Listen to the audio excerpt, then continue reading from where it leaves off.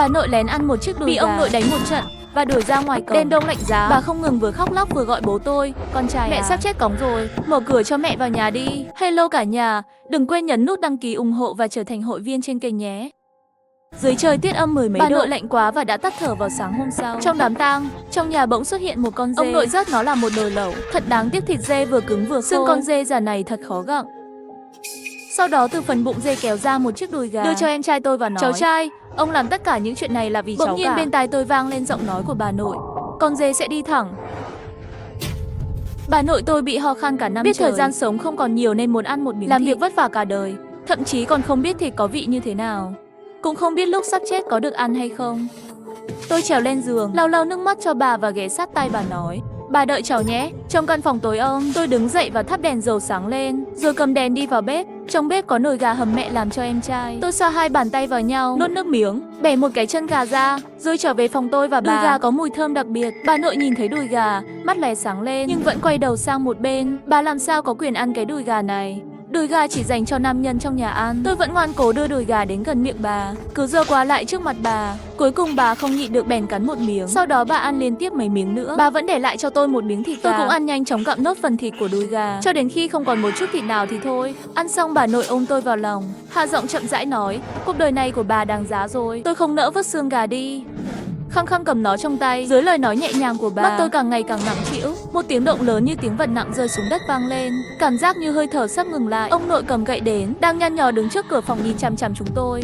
Bà nội nhanh chóng lấy xương gà trong tay tôi, giọng bà run run nói: ông già, không liên quan gì đến tiểu bối, tôi đói quá nên làm vậy, ông đừng tức giận. Tôi căng thẳng nằm gọn trong vòng tay bà nội và nhìn vào từng cử chỉ hành động của ông nội. Mẹ tôi không biết từ đâu bỗng xuất hiện, nhanh chóng kéo tôi ra vòng tay bà nội và bế tôi ra ngoài cửa. Trong phòng vang lên tiếng giận dữ của bà già vô liêm sỉ: đây có phải là thứ mà một người phụ nữ được ăn không? Cái này chỉ dành cho cháu trai yêu quý của tôi. Ngay sau đó là tiếng đánh, tiếng quật roi và da thịt bà. Bà tôi đang cố kìm tiếng khóc lại và chịu đựng. Tôi bị mẹ ôm chặt trong lòng ngực. Tôi khóc lóc đòi đi cứu bà. Bố thấy tôi phiền toái, liền dứt khoát tát tôi mấy cái, rồi lấy dây thừng trói tôi lại.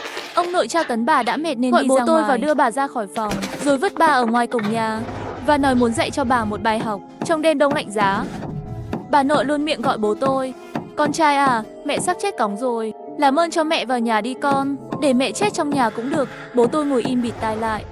Bố chưa bao giờ dám chọc giận chuyện ông, gì cũng nghe lời ông. Bà nội cầu xin suốt cả đêm không nghe thấy tiếng bà nữa. Sau khi bà chết, bố và ông để bà vào trong. Chiếc quan tài đã chuẩn bị từ lâu. Em trai tôi đến gần quan tài bà, nhổ nước bọt vào đó và nói: bà già xấu xa, dám ăn đùi gà của tôi, bà chết là đáng đời. Tôi tức giận cháy lên tát em trai một cái. Cả người em trai béo tròn ngã trên mặt đất. Sau khi gây rắc rối, tôi nhìn thấy ông đến gần chuẩn bị đánh tôi. Mẹ liều mạng ra mặt cầu xin tha cho tôi và thay tôi đỡ mấy gậy từ ông.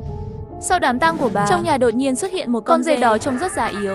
Nó thích chạy xung quanh đốm lửa trong nhà. Ông nội phấn khích nói: đây là dê báo hỉ, trong nhà sắp có chuyện tốt xảy ra. Nói xong ông cùng bố bắt con dê và trói ngược lại, chuẩn bị rót lấy thịt. Con dê nhìn chằm chằm vào tôi một hồi lâu, chảy dài hai hàng nước mắt và kêu lên mấy tiếng về phía tôi. Ngay cả một chút đấu tranh cũng không có, ngoan ngoãn nằm im chờ bố tôi trói chân lại.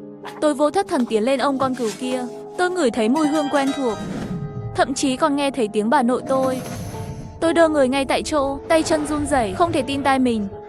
Bố tưởng tôi gây chuyện, bèn kéo tôi sang một bên, còn đá mạnh vào người tôi. Ông nội giơ dao lên, dùng dao cứa cổ con dê. Dê sẽ đi thẳng về phía trước. Giọng bà nội lại vang lên bên tai tôi, không ngừng lặp lại câu nói đó. Tôi cảm thấy rất đau đầu, đặc biệt là hai bên thái dương, giống như có gì cứng cứng sẽ toát ra mà chui ra. Tôi sờ tay lên trán, như có hai cái xương gồ lên. Thời tiết u ám lại bắt đầu có tuyết rơi. Từ xa xa ngôi làng vang lên tiếng khóc của phụ nữ, tiếng giống như một vụ thảm sát. Tôi lạnh cả người và nhìn vào mắt mẹ tôi. Ánh mắt mẹ cũng biểu hiện sự khó hiểu, tràn đầy sợ hãi. Chỉ có em trai là hào hứng nhất. Nó chạy quanh sân chơi với người tuyết như một ông tướng. Em trai lớn lên dưới sự nuông chiều, tính cách ích kỷ, không có ai ra gì nhưng thật mâu thuẫn, cái gì cũng không học được. Ông nội coi trọng đứa cháu trai này vô cùng, nguyện vọng lớn nhất là mong nó đỗ trạng nguyên. Vì điều đó, ông đã mời vô số y sĩ và mua đủ loại thuốc uống nhưng không có hiệu quả gì. Cho đến một hôm, có một thầy bói đến làng. Anh ta đã nói gì đó với ông nội như được khai sáng chuyện gì đó. Ông về nhà đã bàn luận thì thầm với bố tôi cả đêm trong phòng. Sáng sớm khi ra khỏi phòng, tôi còn nhìn thấy bố khóc. Ông nội nhanh chóng lấy nội tạng dê cắt thịt thành từng miếng, còn nhét một cái đùi gà vào bụng dê, cho chút thảo dược và thịt dê vào nồi nấu. Ông tự tay nấu một nồi thịt dê. Sau đó, ông cho phép tôi và mẹ mỗi người ăn vài miếng thịt. Một mùi hôi thối bốc lên. Tôi không chịu được bèn nhổ ra. Mẹ tôi nếm thử xong bèn đặt bát xuống. Chau mày nói, thịt dê này sao lại dai thế? Nhưng ông nội và bố tôi lại vui mừng nói. Thấy tôi và mẹ không ăn, ông nội cười nếch mép nói, thịt có chút dai, xương dê già khó gặm, nhưng thật sự khá thơm ngon. Quả nhiên phụ nữ không biết hưởng thụ mà.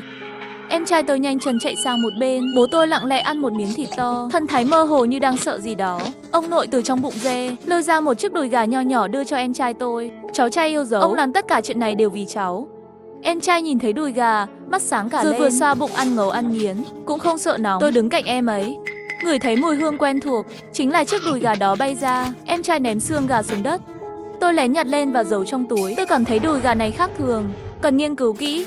Đang ăn uống vui vẻ, chú hai đến nhà, trong tay chú ấy cầm một con dao chặt xương, sắc mặt lạnh lùng, trong mắt có chút sợ hãi. Ông nội đứng dậy hỏi chú ấy đến làm gì. Chú hai giơ con dao đẫm máu lên, giọng khàn khàn nói, không chặt được, đến mượn dao chặt xương nhà anh. Có lẽ là nồi thịt cừu đang sôi đã thu hút sự chú ý của chú hai. Chú hai bước đến mắt phía trước, chằm chằm vào nồi thịt, trên mặt hiện lên nụ cười đáng sợ. Hành động của ông anh thật là nhanh. Sau đó mắt lại đảo quanh nhìn hai mẹ con tôi. Chú ấy bảo ông không ngại phiền phức, giống như chú ấy một phát làm được hai chuyện.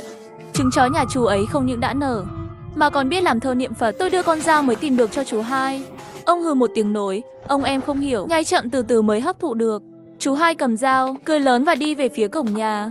Đột nhiên linh cảm xấu ập đến trong lòng tôi. Tôi không nhịn được run rẩy hỏi, chú hai, dì hai cháu có nhà không? Dì ấy nói hôm nay dạy cháu trồng hoa. Chú hai quay người lại, trả lời tôi một câu có ý nghĩa sâu xa. Dì hai bây giờ hẳn là vừa đến Vọng Hương Quan rồi. Lời nói vừa ngừng, trong sân bỗng có một trận gió lạnh, kèm theo những bông tuyết rơi vào mặt tôi, lạnh buốt. Giọng ông nội cất lên, tuyết sắp rơi nhiều hơn rồi. Trong giọng nói đó là sự phấn khích. Em trai ăn uống no nê xong, còn vui vẻ múa may quay cuồng, thậm chí còn có hứng làm một bài thơ. Mọi người đều bị sốc. Ông nội vui sướng bế em trai lên, vừa ôm vừa hôn má. Thở dài nói, cháu trai yêu quý, sắp làm nên chuyện lớn rồi. Nhưng trong lòng tôi luôn có linh cảm không tốt. Chiếc sừng trên đầu tôi dường như vẫn đang phát triển. Tôi sợ bị coi thành quái vật và bị rớt. Con lấy cớ lạnh đầu cần cuốn khăn trùm, dê phải đi thẳng. Rốt cuộc có ý nghĩa gì, là phúc hay là họa? Cho đến nửa đêm, khi tôi vẫn chưa hiểu rõ vấn đề này, có một chuyện lạ xảy ra khiến tôi càng sợ hơn. Mẹ tôi đang ngồi xổm trên sàn nhà gặm chiếc đùi gà. Đùi gà đó còn sống. Mẹ vừa ăn, vừa phát ra tiếng gầm rất ghê rợn. Ánh mắt bất ổn, hành động điên cuồng, sắc mặt trắng bệch. Trên cổ có vết thương hình như gây ra bởi dao. Vết thương vẫn đang to dần và chảy máu. Mẹ trông như người đã chết vậy. Tôi nhanh tay lấy đùi gà sống trong tay mẹ, ngăn mẹ không ăn nữa. Mẹ tôi thấy thức ăn đột nhiên biến mất, quay đầu lại nhìn thẳng vào mắt tôi với ánh mắt lạnh lẽo vô hồn. Tôi sợ hãi nói, mẹ ơi, mẹ bị sao vậy? Mẹ nhìn chằm chằm vào tôi, để lộ hai hàng răng nanh dài ngoằng. Lúc mẹ chuẩn bị đặt bàn tay lên vai tôi thấy xuất hiện lông dê trên da mẹ. Mẹ đã không còn là con người nữa. Tôi xoay người muốn chạy trốn. Mẹ lập tức nắm lấy cổ áo tôi, trên mặt hiện ra vẻ mặt vô cùng đau khổ. Ngay khi tôi nghĩ mình sắp chết dưới tay mẹ đột nhiên hạ giọng và thì thầm bên tai tôi nói, tiểu bối, mau đi tìm dì Ôn. Lúc này chú chó nhà tôi bỗng sủa liên tục. Bố và ông tôi cũng đốt đèn dầu sáng lên, ra khỏi phòng và hét lên. Tôi có thể nghe thấy tiếng xẻng kêu. Ông nội tôi nói với bố, cuộc đi săn bắt đầu rồi. Mẹ bỗng nhiên đẩy tôi từ phía sau, rồi tự mình nhanh chóng đứng vào bóng tối. Tôi cẩn thận bước ra khỏi cổng, nhìn thấy bầu trời phía xa dần chuyển sang màu đỏ. Chú sủa gà gáy hòa lẫn vào nhau, còn trộn lẫn với tiếng khóc. Mẹ bảo tôi đi tìm dì Ôn, là một bà thần trong làng. Dì ấy có mối quan hệ tốt với mẹ. Dì Ôn đến làng tôi 2 năm trước, một mình nuôi cô con gái nhỏ bé, vốn là người tốt bụng. Nhưng sau cái chết bất ngờ của con gái, dì ấy bỗng toàn nói chuyện kỳ lạ. Mấy ngày trước tôi còn nghe thấy dì lén nói với mẹ, trong làng tôi sống có ma quỷ. Nó giỏi thuyết phục người khác, mọi người sẽ gặp phải chuyện bất thường. Lúc đó mẹ tôi nghĩ rằng dì ấy lại nói linh tinh, cười cho qua và không để trong lòng. Nhưng bây giờ có vẻ như đúng như dì Ôn nói, có ma quỷ đang sống ở đây. Nó sống ở chân núi xa làng. Tôi bám sát tường và lờ dò đi ra phía cổng. Tôi nghe bố hỏi ông nội, còn nhà đầu kia thì sao bố? Ông tôi mặt lạnh nói, chuyện nhỏ không vội, xử lý chuyện lớn trước rồi nói sau. Bên ngoài băng tuyết đóng băng. Khi tôi lẻn ra ngoài, chỉ mặc một bộ áo mỏng manh. Bây giờ lạnh cóng, nhưng lại không dám về nhà mặc thêm quần áo. Toàn thân lo sợ trượt ngã xuống đất. Đi ngang qua nhà chú Trương Đại Cường, thấy cửa nhà chú ấy đang mở. Con gái tiểu thu của chú ấy đang nôn ra máu đen, hai mắt nhìn xuống tuyết, trong tay cầm một chiếc xương gà. Mẹ tiểu thu ngồi bên cạnh khóc lóc. Trương Đại Cường cầm một cái roi, đánh mạnh vào lưng tiểu thu, lớn tiếng chửi rủa, đồ sao chổi, khóc cái gì mà khóc, gọi con bé dậy, không tôi đánh chết em. Trương Đại Cường giống như cảm thấy được gì đó, quay đầu lại nhìn tôi run lên vì sợ hãi, nhanh chóng trốn ở bên tường một lúc. Chú ấy hình như không có ý định ra ngoài xem. Lúc này tôi mới bớt sợ hãi, đi về hướng nhà dì Ôn. Trên đường đi, tôi nghe thấy tiếng la hét từ khắp nơi, vừa lo lắng vừa sợ trơn ngã giật mặt. Cuối cùng cũng đến nhà dì Ôn. Cổng nhà dì ấy đã khóa, tôi gõ cửa rất lâu, dì ấy mới ung dung ra mở cửa cổng. Qua cánh cửa dì hỏi tôi một câu rất kỳ lạ, mẹ cháu thích hoa màu gì nhất? Tôi sửng sốt một lát, Ben từ từ trả lời, mẹ cháu không thích hoa. Mẹ đụng phải phấn hoa sẽ bị dị ứng, sợ dì ấy không mở cổng. Thế là tôi vội nói thêm một câu, dì ôn, nhà cháu xảy ra chuyện, mẹ cháu thường ngồi gặm đùi gà sống vào ban đêm. Dì ôn cuối cùng cũng mở cổng. Dì mặc một bộ đồ màu đỏ thẫm, mặt nghiêm nghị kéo tôi vào nhà. Sau đó vẩy lên người tôi một ít nước gì đó màu đen, mùi tanh sộc vào mặt, khiến tôi thấy vô cùng buồn nôn. Có lẽ thấy tôi không bất thường, dì ôn lúc này mới lấy ra một chiếc khăn mặt, rồi lau cho tôi. Cuối cùng dì ôn cũng đã nói chuyện với tôi. Dì ôn, mẹ cháu mặt trắng bệch, trên người còn có lông mọc ra. Dì xem mẹ cháu có phải đã thành quái vật. Còn ông và bố cháu nữa, và những người đàn ông trong làng, bọn họ hình như đều điên rồi. Bà nội cháu đêm qua bị ông vứt ở ngoài cửa mà chết rồi này. Hôm sau trong nhà bỗng có một con dê, hình như cháu còn thấy nghe bà nói dê phải đi thẳng. Dì ôn nghe tôi nói xong, hít sâu nói, sau khi cậu thầy bói trẻ kia đến làng chúng ta, dì đã phát hiện ra một loại sát khí tồn tại trong làng. Dì luôn muốn tìm chàng trai được gọi là thầy bói kia. Nghe ngóng từ tất cả những người đã gặp cậu ta, họ đều nói cậu ta đã rời đi rồi. Thầy bói trẻ kia có thể cũng không phải là người. Dion tiếp tục nói, từ khi cậu ta đến trong làng bắt đầu xảy ra đủ loại án mạng. Nhưng mục đích của cậu ta là gì? Thấy Dion nhăn mày cau có, tôi đột nhiên nhớ đến xương gà trong túi mình. Thế là bèn lấy ra cho dì xem. Dion cầm trong tay cẩn thận nghiên cứu, rồi giơ lên dưới mũi để ngửi. Sau đó lấy ra lọ gì đó cho xương gà vào trong, đóng nắp lại. Khi mở nắp ra xem, một làn khói màu đen bay lên. Tôi và Dion sợ hãi lùi lại phía sau. Khói đen bốc lên tận mái nhà, cũng phát ra tiếng gầm gừ đáng sợ. Dion ngẩn người một lát, mắt nhanh chóng cúi xuống, giống như nhớ lại một ký ức đau khổ nào trong đó. Chiếc xương gà này đầy oán giận. Nói xong dì ấy thở dài, lấy ra lá bùa vàng và một cái chum nhỏ, còn có chiếc gương chiếu vào khói đen bắt đầu trừ tà. May mắn thay, đây chỉ là hơi thở của ma quỷ. Dion chỉ dùng 2 lá bùa, tất cả đã được tiêu diệt. Khoảnh khắc đó, tôi cảm thấy Dion hiểu ra chuyện gì đó, nhưng dì ấy không muốn nói nhiều. Bây giờ tôi cũng không làm được gì, chỉ muốn cầu xin Dion cùng tôi về nhà xem tình hình mẹ. Lúc này cổng nhà Dion khá nhiều người, đó là một nhóm phụ nữ trong làng, có cả người lớn và trẻ em. Thưa Dion, Triệu Lệ muốn hỏi mấy chuyện. Cho sự hồi lâu gì mới để họ vào. Có khoảng 10 người.